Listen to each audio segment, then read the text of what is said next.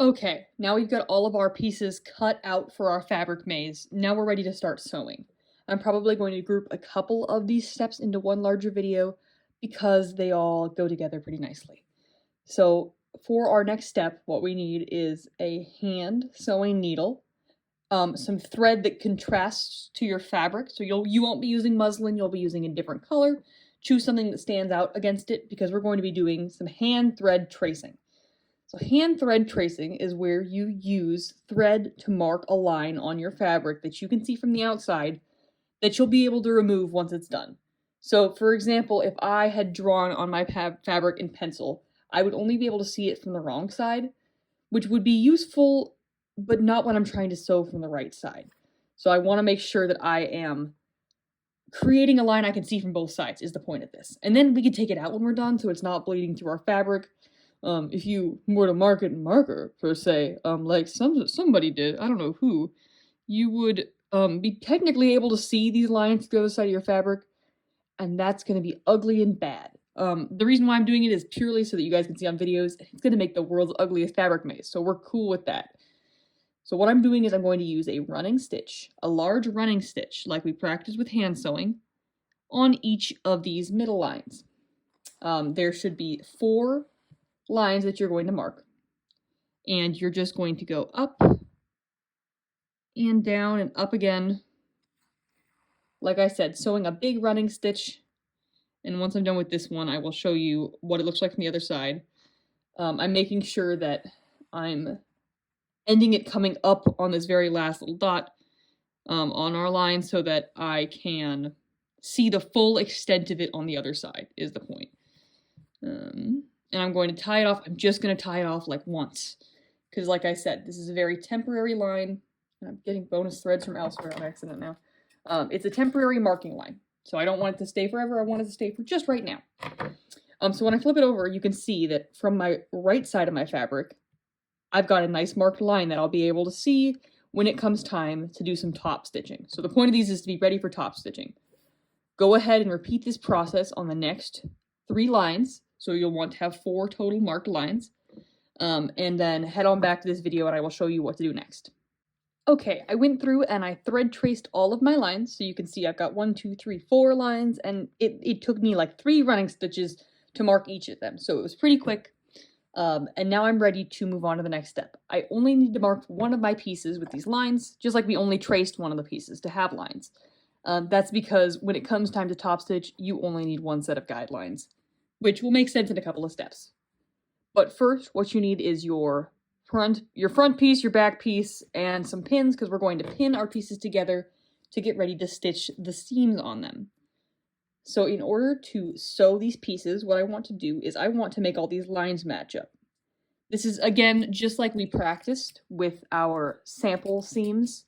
And we're essentially going to be doing a plain seam all the way around. And actually, I've determined that this is the right side. Okay, we're good. Sorry, had a moment. We're back. So I'm matching up my corners by poking a pin through both of them and then bringing it out the other side. And I'm going to do that on all 4 corners and then add a few pins in the middle lines to make sure they're lining up as well.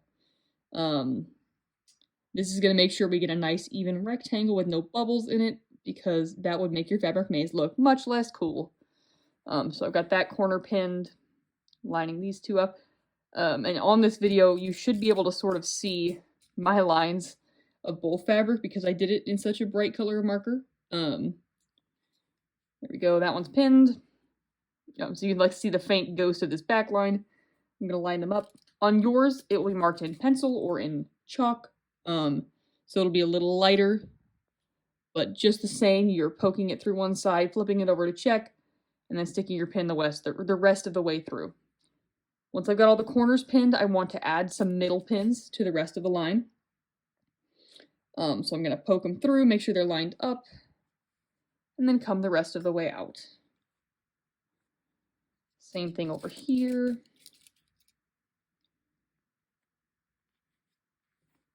Yep.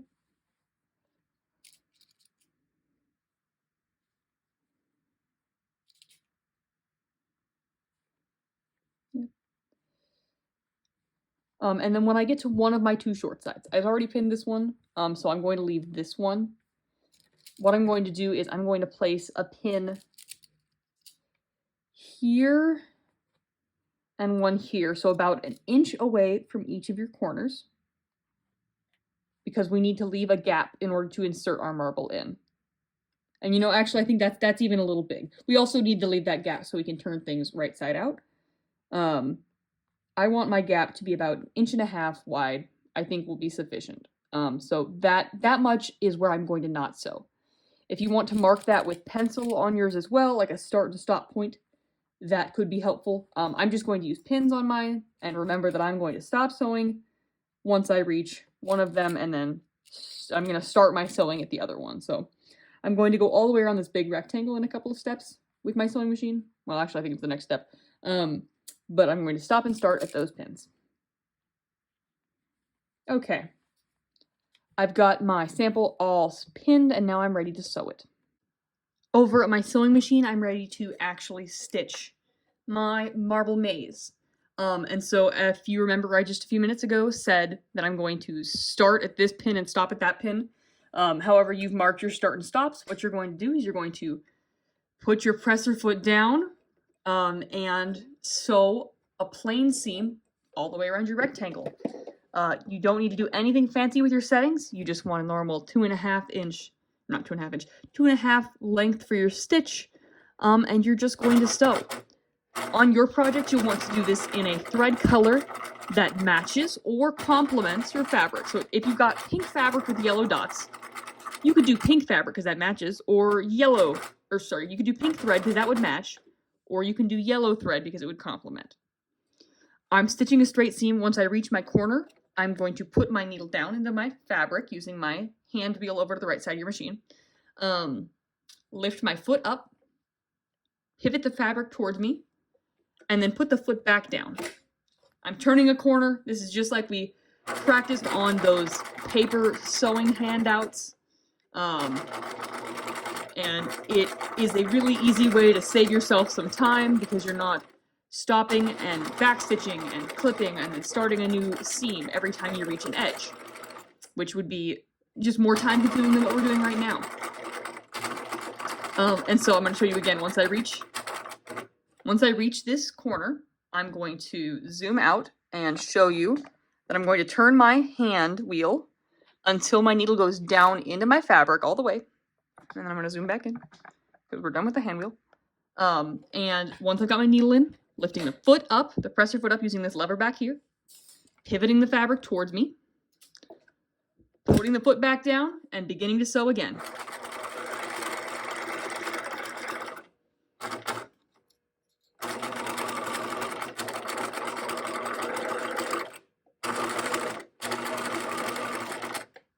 I'm lowering, lifting, turning, lowering, continuing. That's a handy skill for any sort of sewing project where you need to have a nice 90-degree corner. It could technically be done with other degrees of corners, but I mostly see 90-degree corners.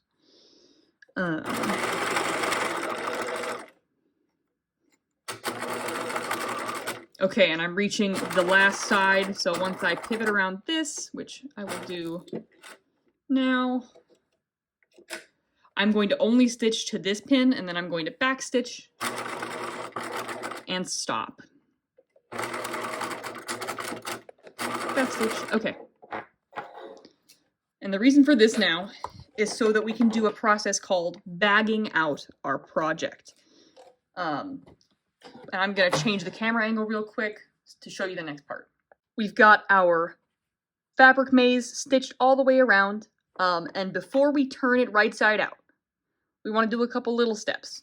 So we want to take our scissors, and we're going to clip off the corner of each of our pieces of fabric. This is going to let us have a much sharper corner on the correct side once we flip it. And it's a process just called clipping your corners. You want to make sure you're not cutting over onto your seam line because that'll make you have a hole. I'm just cutting at a 45-degree angle right across the corners here. And then we'll be ready for our next Next step, there we go, clip. Okay, and now I'm gonna cut these extra threads and we'll be ready to turn it to be, we're bagging it out. That's what this is. So what I'm going to do to bag it out is I'm gonna find that little gap that I left, this little 1.5 inch wide hole, and I'm gonna reach down into my fabric maze until I find the bottom edge. I'm gonna grab that with my fingers and I'm gonna pull it through this hole. And I'm just gonna keep pulling until I've got the whole thing turning right side out, because before we sewed it with our wrong sides together. So if this was fancy fashion fabric, I would now have the bright printy side out towards me and the dull muted side facing inward. And what I want to do now that I'm bagging it out is I want to go through and push my finger into each of these corners to try to get them to be nice and pointed, like that. You can also use a point turner. I can get one of those for the classroom. I believe we've got one in the costume shop. But for this level of detail, my finger's working just fine. It's going to be a little trickier when I got to get down into these ones, but I think I can do it. And that's why we clipped our corners before, is because with less bulky material in there, we're able to get it to get much, much pointier of a corner. Man, I was right. This is going to be the ugliest fabric maze ever. But that's okay. You guys are going to make much cuter ones than me. Okay. And after I've got this step done, I'm heading over to the iron to give it a quick press. Over at my iron, what I'm going to do is I want to press all of my seams so that they're nice and flat. And you can use plenty of steam on this.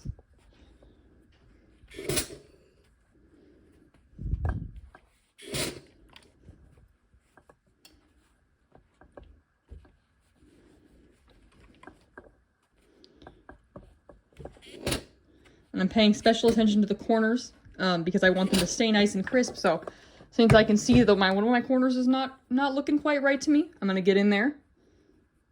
And I am going to grab my point turner because I think that could be useful here, since I'm having trouble getting one of mine to be perfectly crisp. This is a point turner. Some of them are white, some of them are brown. They're plastic. They've got a point. And so you can use them to get in there and start poking. So I'm just going to stick it into mine, and I think you can see the outline of it. I'm sort of just jabbing at my corner gently until I get it to be nice and pointed. You see that looks much better than it did before. When my finger wasn't working, the point turner will get the job done. I'm satisfied with all my other ones. So this is a tool you can absolutely use on this project to get all of your corners nice and pointed and crisp. And now that I've given everything a nice clean press, I'm ready for the next step. And since we got a pretty good angle on it, you can see from this side I've got lines, and from this side I don't. So that'll be important to one of our next sewing steps. For our next sewing step, we're over back at our machines again, and what we're going to do is called top stitching our lines. Top stitching is something you're going to do a lot of in projects for this class. The backpack project needs a lot of top stitching. And all top stitching is you're sewing a plain seam, but from the top of your fabric. Instead of doing it on a fold or something, you're going down from the top on it. And the thing we're top stitching in this one is we want to top stitch each of these lines. What we're doing here is we're creating the walls of our maze. So that's why we're needing to sew these in a way that goes through all of our layers. This is also why we marked our lines, because we need to be able to see them from the right side of the fabric in order to top stitch. So I'm positioning my presser foot and my needle over top of the first line. I'm going to place it down into my fabric, and then I'm going to just stitch, back stitch, and sew a plain regular seam along this line.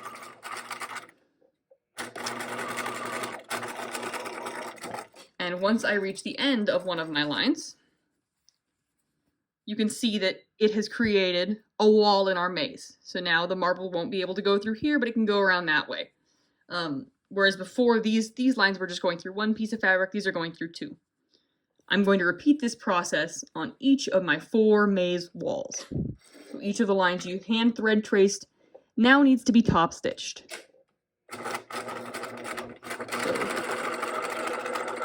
I'm just following right on top of the red lines that I marked before.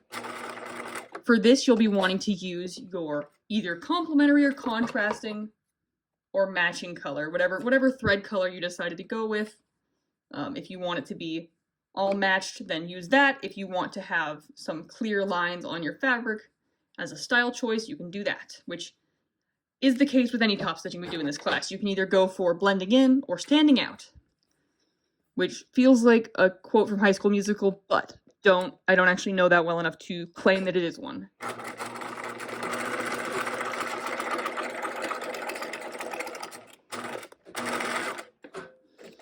Okie dokie.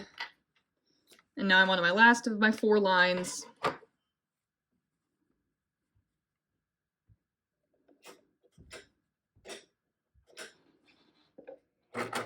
Oop, and my needle comes unthreaded because of course it does. There we go.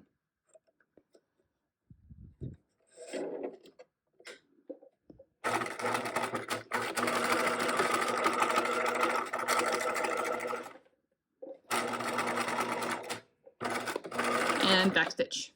Okay, now I've got all of my fabric maze walls stitched on there. The next thing I'm going to want to do is I'm going to seam rip out the lines of thread tracing here. And I'm going to pause to grab my seam ripper and I'll be right back. I've got my seam ripper and my fabric maze with all the walls sewn, and I'm going to seam rip out my hand thread tracing line. So I'm not breaking any of the hand sewing we just did. I'm just pulling out this line that I marked in big basting stitches before sewing the walls of my maze. This will make it all look a lot tidier, and this is the point of hand thread tracing, is you're marking a line that you can see and then take away so that not everybody for the rest of time can see it, because you don't want ugly lines poking out, and like if you were to just mark this in pencil on the right side, you'd always have ugly pencil lines on the outside, which is not our goal. So hand thread tracing is an important lesson learned in this, and this is why we don't want it to be tied down too tight. This is why we don't want it to be, we don't need it to be perfect, is because we're just going to pull it out like 2 steps later. So as you can see, I'm going through, getting it out of all my lines. This is why I encourage you to do it in a contrasting color as well, both because it's easier to see when you're sewing, and then it's also easier to see when you're pulling it out of there. You might have a couple that are a little tricky, and what I would encourage you to do there is just try to do it in small portions instead of pulling it all out at once. You might need to get your scissors in there and snip little bits off. And it becomes tricky if you do really small stitches, if you like really tie knots. And sometimes it becomes tricky all of its own volition because when you're sewing, your needle might have gone through your thread, which you can't really stop because you're sewing it right in the same spot. There we go. Yeah, so once you get it out of all 4 lines, you're ready for your next step, which is very exciting stuff. It's time to really insert your marble and, put this maze to good use. So yes. I'm going to pause the video, finish getting this out on my own, and we'll move on to the next step. Okay, it is now officially time to complete our last couple of steps on our fabric maze. You are officially going to need your marble now. It is marble time. It's a marvelous time to be sewing, let me tell you. As well as your maze and a piece of thread along with a hand sewing needle. I've gone ahead and threaded my needle and tied a knot in one of my 2 ends. And so my next step is my favorite part of this. You open up the hole, you drop the needle inside, and officially your marble has been trapped within your maze. It is now in there. So I'm just dropping it down to be sort of in the middle so it's out of the way. And what I'm going to do next, well, really quick, I'm seeing a lot of threads in here, so if you've got any threads you're seeing through your fabric, go ahead and pull them out and clip them so that they're not making a mess for your beautiful fabric maze. But next, our next real step is going to be slip stitching the opening shut. So we don't want this little hole here where our marble can escape, because then your fidget toy is kind of a one-use pony. You get it to the end, it falls out, and your marble's loose. And we don't want you to lose your marbles. So what we're going to do is we're going to use our slip stitch technique that we've practiced once before in this class. The difference is that now we've got 2 folds instead of just a folded flap. The last time we did this, it was on a piece. We were just going from one folded edge to a flat edge. The difference when you're doing slip stitch with a fold is that this is the way you way more often see it in the world of making clothes, as opposed to how we did it for our sampler. It's far more frequent that you've got 2 folded edges as opposed to one and you're stitching something flat. So the difference here is that I'm just going to be going back and forth between these 2 tunnels. Instead of going through one and then peeking out and grabbing a bite of fabric like I did last time, I'm going through a tunnel, I'm pulling it through, and then I'm going to jump over to this next tunnel, so the one that's closest to me. And I'm going to go into the fold there, and travel my needle a ways forward, and I'm going to pull it out.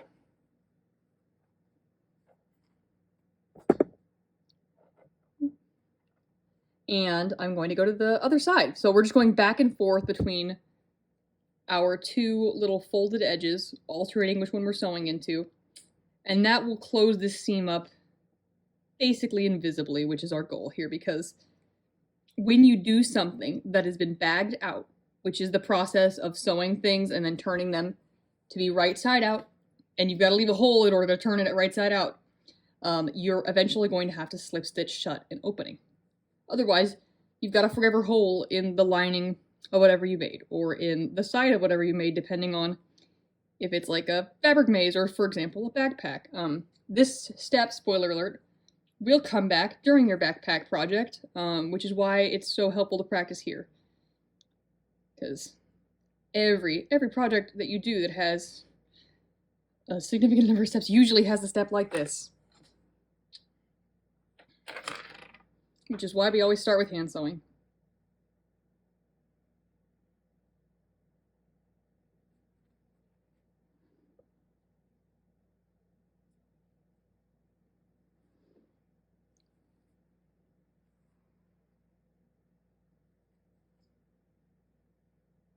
And once you reach the end of your hole, you can see my hole is now all closed up. There's no longer a place my marble can fall through. I'm just going to tie a knot. I'm going through both folds of my fabric and creating a loop with my thread and then bringing my needle through that loop. So I'll do that one more time. Both folds of fabric. I've got my loop. I've got my needle. I'm going to pull it through and then I'm going to get into that loop. My thread really wants to tangle and I'm not letting it. Okay, there we go. Once you've got it tied off, you can clip this thread and then you're ready for your final step of your marble maze. All right, we are ready for our very last fabric maze step. So for this step, I'm scooting my marble to be in the middle of my maze so it is out of the way because we're going to be sewing around all 4 of the edges. We're doing a step called top stitching, which is something that will be a recurring theme in the projects in this class. Top stitching is where you just sew a plain seam around the edge of something from the top. We did this the same thing we did on the lines of this maze, the walls. We're repeating here by going around the edges. And once I reach a corner, I'm doing the same thing I did before on the real seams of this by pivoting, lifting up and pivoting. I am sewing this at 1/8 of an inch away from my edge, which is indicated for me by this little notch on my machine's foot. I believe there are also notches indicating them on the machines in the classroom. We do a lot of top stitching in this class because it is a great way to reinforce seams when you're doing it like this. And I didn't go far enough on that one, so I'm gonna do one more stitch. It's a great way to reinforce your seams. It also, so it makes everything sturdier. It holds all of your stuff in place so nothing gets lumpy on the inside, as far as seam allowance goes. And then lastly, it's a nice decorative touch, which is, we're doing this for 2 reasons on this. 1, we're reinforcing the edges so that your marble doesn't bust through the stitching you did. And then 2, it is a nice little decorative finishing touch on your marble maze. And once I reach the end of the last of my 4 corners, I've been pivoting the whole time. I'm just going to stitch right off the edge. I back stitch there. And that is leaving me with this is my final product. I'll do one last view so you guys can see the finished thing, but you've got a fabric maze now.